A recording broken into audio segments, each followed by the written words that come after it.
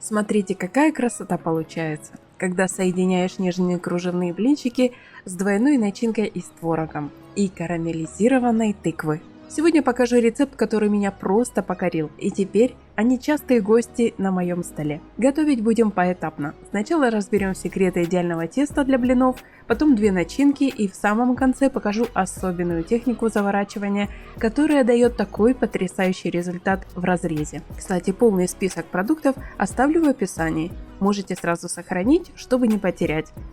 Начнем с теста, и тут есть несколько важных моментов, которые многие упускают. Беру яйца, разбиваю в миску, добавляю соль и сахар. Перемешиваю венчиком, но не взбиваю, просто соединяю ингредиенты. Теперь вливаю 500 мл кефира. У меня кефир 2,5% жирности. Это важный момент, потому что от жирности зависит, сколько муки понадобится. Перемешиваю венчиком до однородности.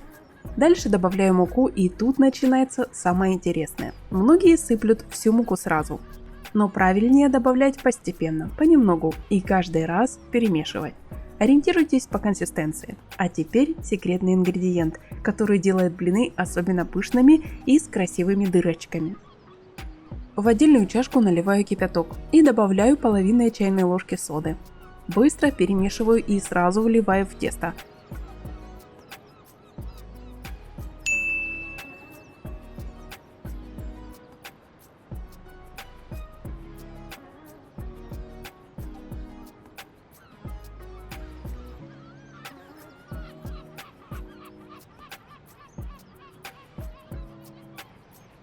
Видите, как оно начинает пузыриться? Это именно то, что нужно. Перемешиваю венчиком до однородности. В самом конце добавляю растительное масло. Перемешиваю и отставляю его отдохнуть минут на 10, а пока займусь начинками. Кстати, многие спрашивают, можно ли заменить кефир на молоко. В описании и заставках оставлю несколько вариантов блинов на молоке. Тоже очень удачные рецепты. Первая начинка творожная, и тут тоже есть свои нюансы. Беру 500 грамм творога, лучше брать не слишком сухой. Добавляю 50 грамм сахара. Пробиваю блендером до однородности. Можно и просто перемешать вилкой, но блендер дает более нежную текстуру. Ставлю творожную массу в холодильник, пока готовлю вторую начинку. Холодная начинка лучше держит форму при заворачивании, это важный момент. Теперь займемся тыквой, и здесь начинается настоящее волшебство. Беру тыквы, уже очищенной, и нарезаю мелким кубиком примерно по полсантиметра. Размер важен, если кусочки будут крупными, они не успеют приготовиться, если слишком мелкими, превратятся в кашу.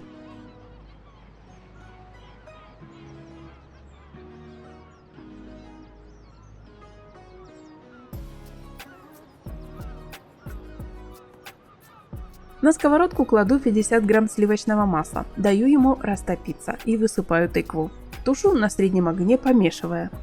Тыква начинает давать сок, это нормально. Через 5 минут добавляю 2 столовые ложки сахара, можно еще щепотку корицы или мускатного ореха, но это по желанию. Продолжаю тушить еще минут 7-10, пока тыква станет мягкой. Но кусочки должны сохранить форму. Теперь добавляю секретный ингредиент, который делает эту начинку особенной. Беру 40 грамм грецких орехов и измельчаю в блендере. Не в порошок, а чтобы остались небольшие кусочки. Высыпаю к тыкве, перемешиваю и готовлю еще 2 минуты. Орехи дают потрясающий аромат и интересную текстуру.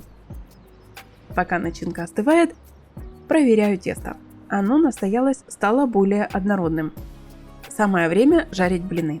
Сковороду разогреваю хорошо. По необходимости смазывайте маслом. Только первый блин, дальше масла в тесте хватает. Наливаю тесто тонким слоем. Быстро распределяю по всей сковороде. Видите, какие красивые дырочки получаются? Это благодаря соде с кипятком.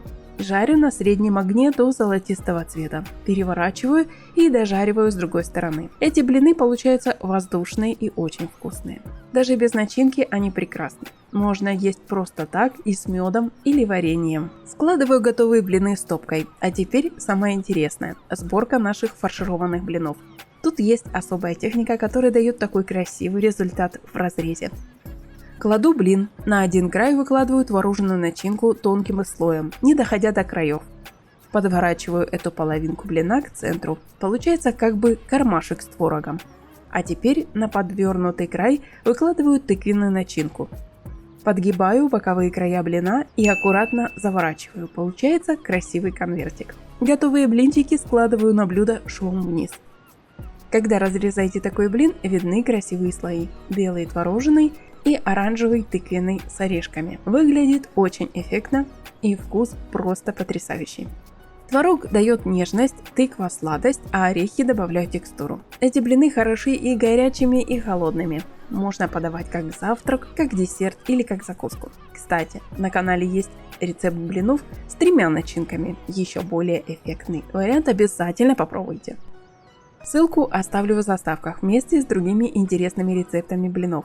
Хочу поделиться еще несколькими секретами, которые сделают ваши блины еще лучше.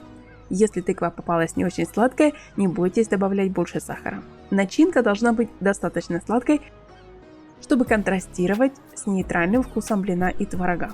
А теперь расскажу про подачу. Эти блины красиво смотрятся нарезанными наискосок и выложенными на блюде. Можно украсить ягодами, мятой или просто посыпать сахарной пудрой.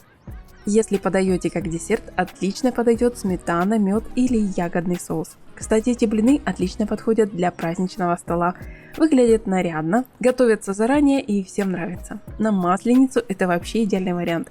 Хочу еще раз подчеркнуть важность качества продуктов. Творог берите свежий, не кислый. Тыкву выбирайте сладких сортов, ярко-оранжевую. Ставьте лайк после просмотра видео. И так вы поможете другим найти этот оригинальный и вкусный рецепт. Заглядывайте на канал почаще. Здесь много интересных рецептов. Простых, но очень вкусных. Каждую неделю выходят новые видео с проверенными рецептами. Приятного аппетита и удачных кулинарных экспериментов. До встречи в новых видео.